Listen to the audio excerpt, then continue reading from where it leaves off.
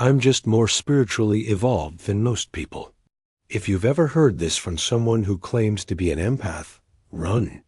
What I'm about to expose will shatter the illusion of every spiritual healer who's ever made you feel less than for not matching their supposed enlightenment. This is about spiritual narcissism, the most dangerous form of control because it masquerades as divine love.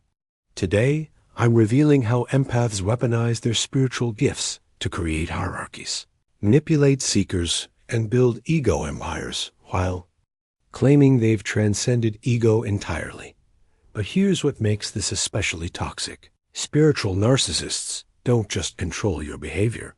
They colonize your soul. They make you doubt your own spiritual experiences, question your intuition, and depend on their higher wisdom for validation. By the end of this video, you'll recognize the spiritual narcissists in your life, and, more disturbingly, you might recognize yourself. The divine ego in disguise spiritual narcissism is what happens when someone uses spiritual concepts, practices, and especially empathic gifts to feed their ego while claiming they've transcended it. They've simply dressed their narcissism in crystals and sage, wrapped their control in love and light, and disguised their superiority complex as spiritual advancement. The spiritual narcissist empath is particularly dangerous because they combine emotional manipulation with spiritual authority. They don't just read your emotions. They claim to read your soul. They don't just offer support. They position themselves as your spiritual guide. They don't just understand you. They claim to know your karma, your purpose, your past lives. I watched this unfold in a spiritual community where Elena, a self-proclaimed awakened empath, gradually took control. She'd sense people's vulnerabilities, then reframe them as spiritual blocks only she could see. Your depression? That's your lower vibration that her high frequency could heal. Your skepticism? That's your ego resistance to her truth. Your financial struggles? That's your abundance blocks that her $500 sessions could clear. The tactics of spiritual narcissist empaths. These individuals have refined manipulation into an art form. Here are their primary tactics. First, spiritual gaslighting. They invalidate your experiences by claiming superior spiritual sight. You think you're angry, but I can see it's really fear. You believe that's intuition, but my guides tell me it's ego. They systematically undermine your reality using spiritual authority. Second, Enlightenment Comparison. They constantly reference their spiritual achievements, how many years they've meditated, which gurus they've studied with, their supernatural experiences. This isn't sharing. It's establishing dominance through spiritual resume building. Third, Vibrational Hierarchies. They create ranking systems where they're always at the top. You're still in 3D consciousness, while they are in 5D.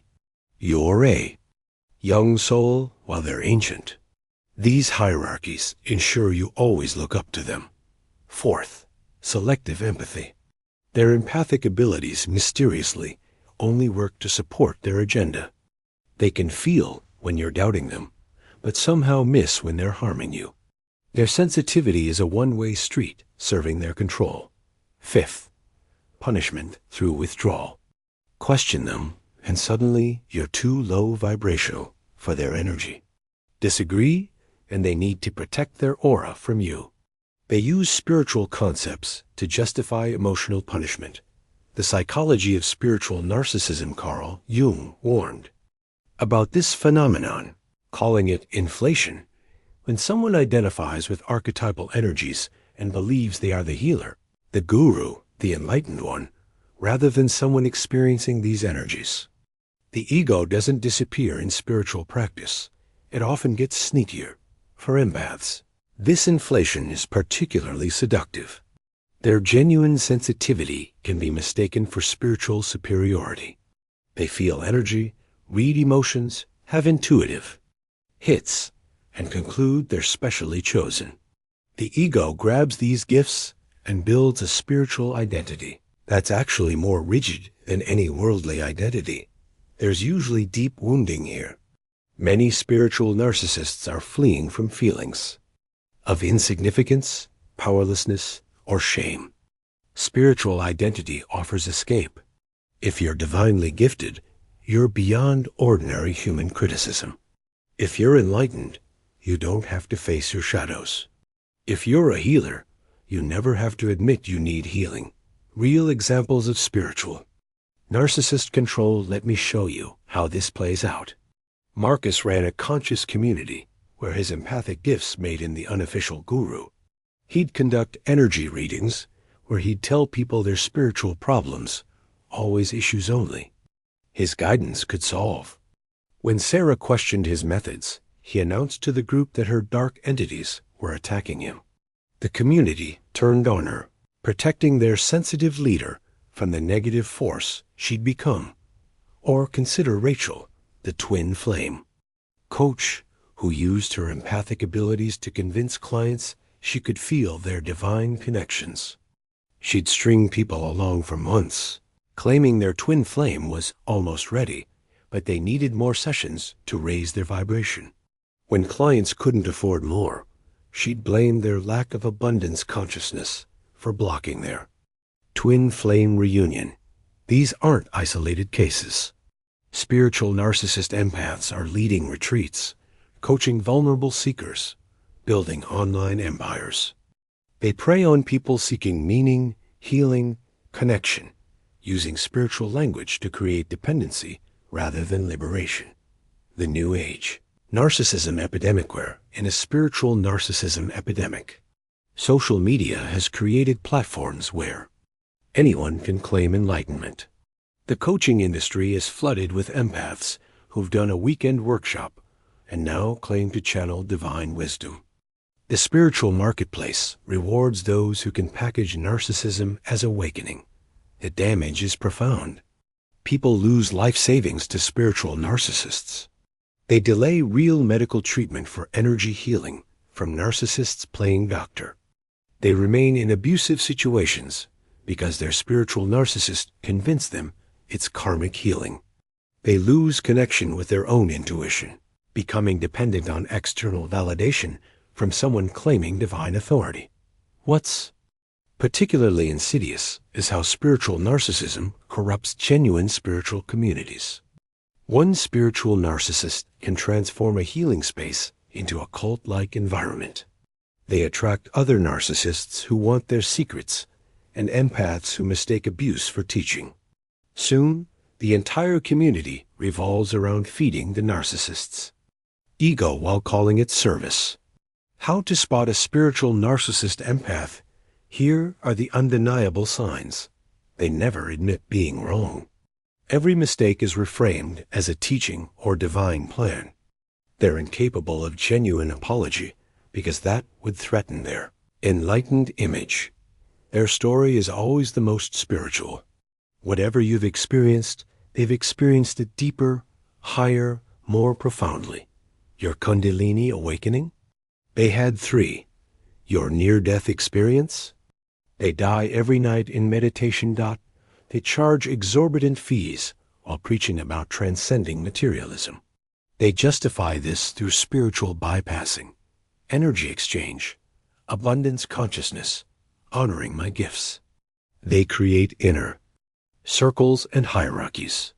There are levels to access them: paid programs, exclusive retreats, special initiations. The closer you get, the more specialized and expensive the manipulation becomes. They react violently to boundaries or questioning. Try setting a limit or expressing doubt. The mask drops quickly, revealing rage, victimhood, or cold dismissal.